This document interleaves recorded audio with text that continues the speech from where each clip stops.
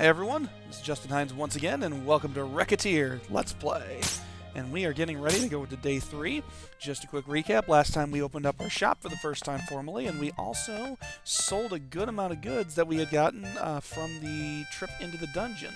So today, I'm thinking our best bet probably is to go back into the dungeon, get some better stuff, and then try to continue selling things. Our first payment's 10,000. We need to do the best job we can to get that filled out.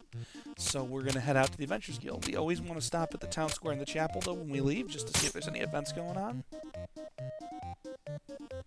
Such as simple things like this.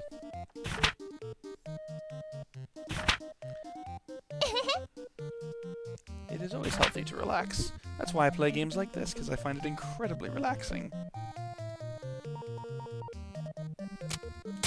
Okay, let's check out the chapel.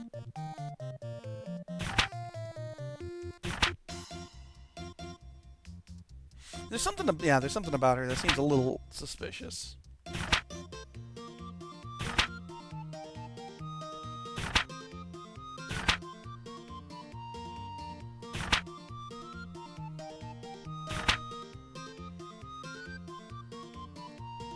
It's kind of a very specific contract agency.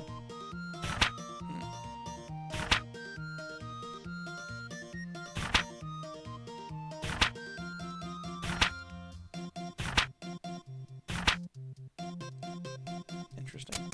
Alright, anyways, to the Adventurers Guild! And of course we'll take Louis. Do we have anything we want to add into our inventory? I don't think so. I think he's probably in the best equipment already, so that we can get to him. To Jadeway we go, and now we're entering into the next dungeon.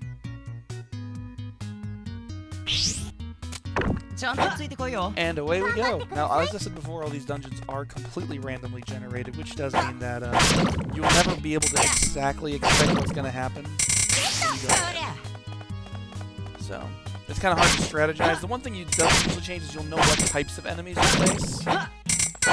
Those don't usually change. So, like, we know we're going to run into red slimes, green slimes, blue slimes. We'll run into the goblins. We'll run into those bees. At least I think these are goblins. I'm going to call them goblins.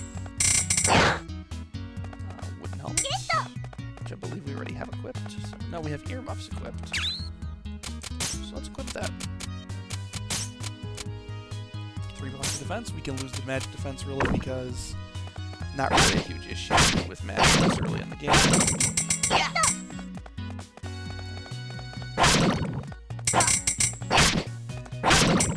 Most of the enemies in this part of the game are also incredibly tame, and really, so far, from what I've seen of the game, as long as you play carefully and intelligently, enemies in general aren't really that bad in this. Take out the bunny. These things always suck. Not only do they have sharp little teeth, but they also have a tendency to want to get away from you and run away all the time.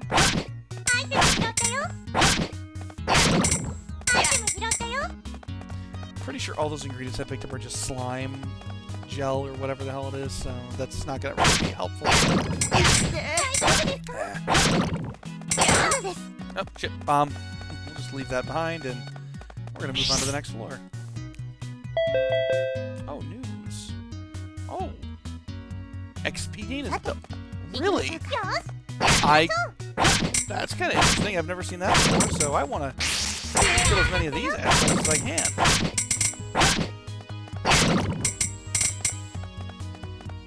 I've never seen an experience doubler ever pop up. Sweet. We should probably go ahead and try to make sure we clear out this floor as much as possible. One thing I noticed is on the mini-map in the bottom right corner, the red dots, those are enemies, and you will see that sometimes more will pop in after you've already cleared out an area. Because of the double XP, it's probably actually going to be very beneficial for us to make sure we try to clear out as many of the enemies on this map as possible. I think that would actually probably help quite a bit. Mr. B. That's going to probably be honey. We're definitely going to want that ingredient. I don't know what level you start identifying things better at. I'm pretty sure it's your shop level, not your fighter level.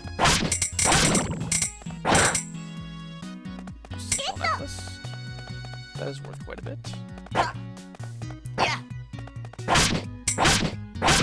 corner him and beat him down. Ah, I hate this one. This makes everything slippery and slidey and almost impossible to figure out action-wise. And that stuff really screws up your timing.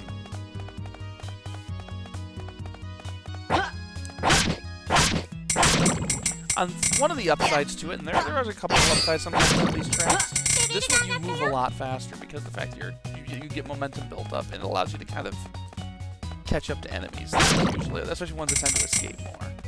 Ah, we're out of enemies. You got a level out of that one, so that was worth it.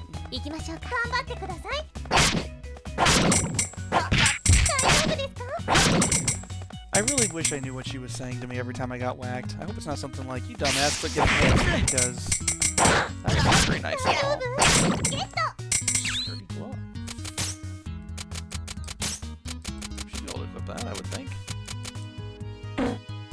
Oh no, it's probably in place of the wood shield, isn't it? So yeah, we'll just keep the wood shield at that point.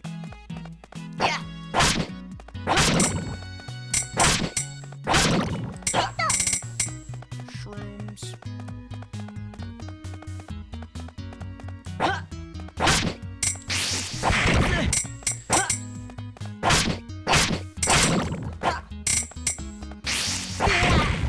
There. Ah! Giant fish! Giant fish! Yeah, that's a thing that happens.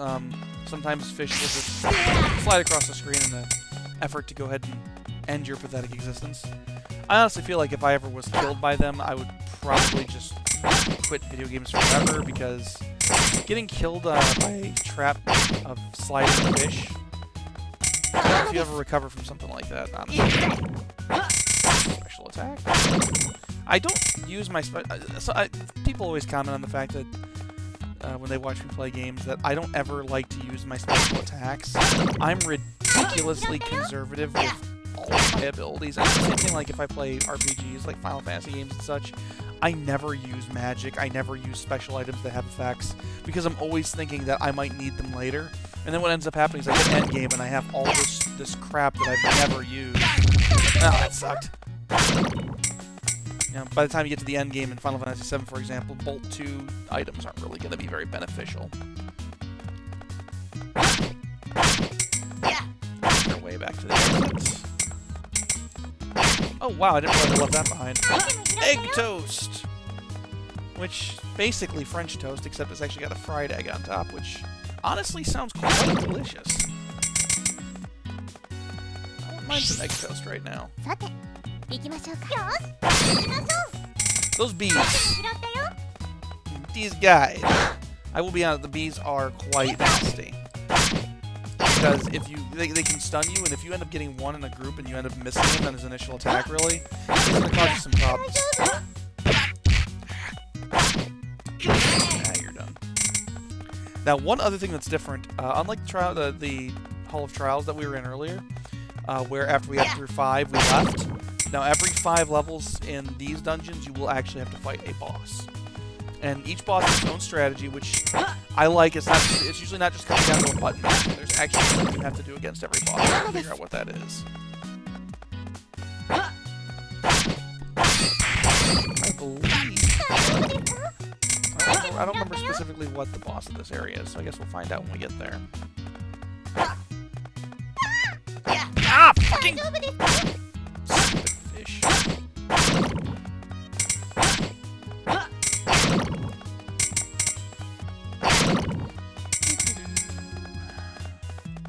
I will say the music is also nice and catchy and peppy and all kinds of fun, which is always an added benefit when you're playing games like this. Ah! Because I've hit level 10, I've actually just unlocked a new ability. If you notice in between my health and SP bars, I can now switch between 2 different abilities. One is the spin attack I've been using, the other fires a wave of energy out in front of me, similar to like if you had full health in a Zelda game or something, which allows me to go to enemies that might be further away from me without me getting up close and personal. So that's also something else. As you power up, you do gain new abilities that are, I believe, exclusive to your character. I think each character gets their own sets of abilities, which would make sense because they all also equip their own items.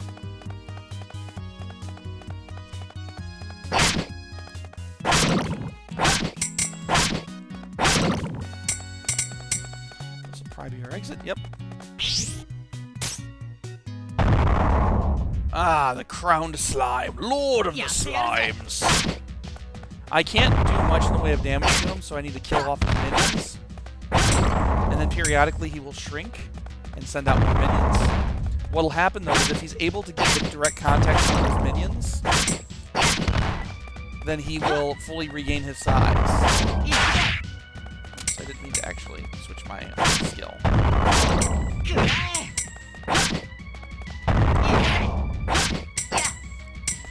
So this slime's, he's really not that bad. Basically, just your first focus should always be to kill off his minions, and then just stay away from him when he jumps.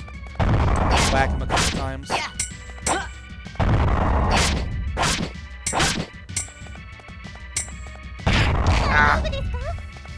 Because that'll happen. Damn! And that's it. And that gets you the option to go to the next floor, or take the portal home, the go home, and let's get out of here. I always go back after 5 floors, typically just for no other reason than to make sure I can get my store set up and make sure see what I need still.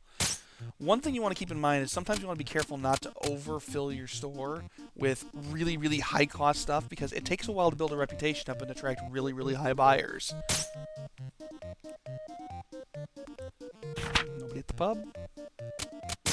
Anyone at Town Square? Nope, nobody at Town Square. So, to Recettear we go. And that's it.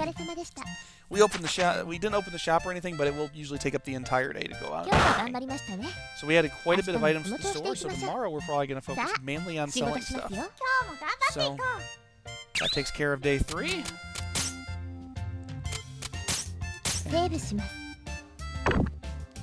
Thank you very much for joining us as we conclude day 3 of Recettear and Item Shop's Tale.